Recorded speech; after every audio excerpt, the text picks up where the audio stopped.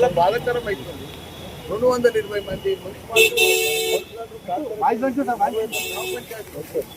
ఇవన్నీ పోయి ఏం చేసిరంటే మొత్తం మటాక్ చేసేసి మా మేడ్చల్ నియోజకవర్గాలు 16 నియోజకవర్గాలు చేసిరు పర్లేదు, కానీ అభివృద్ధి చేయాలి కదా.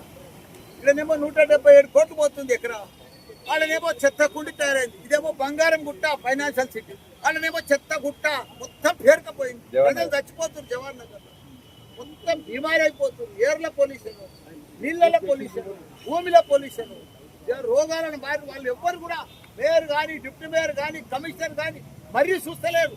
ఈ 150 డివిజన్ల ఈ జిహెచ్ఎంసీ చెత్త అంతా ఆడికే వస్తుంది. కనీసం ఆడ కూడా ప్రజలే కదా, దాన్ని ఇప్పుడు జిహెచ్ఎంసీలో కలిసి పోయి చూడాలి కదా. కొంత పైసలను పెడదాం, మన చెత్త అంతా ఆడికే పోతుంది. ప్రజలంతా బాధపడుతున్నారు, చచ్చిపోతున్నారని ఎవ్వరికి సోయి కూడా లేదు. బాధ అనిపిస్తుంది, దుఃఖం అనిపిస్తుంది.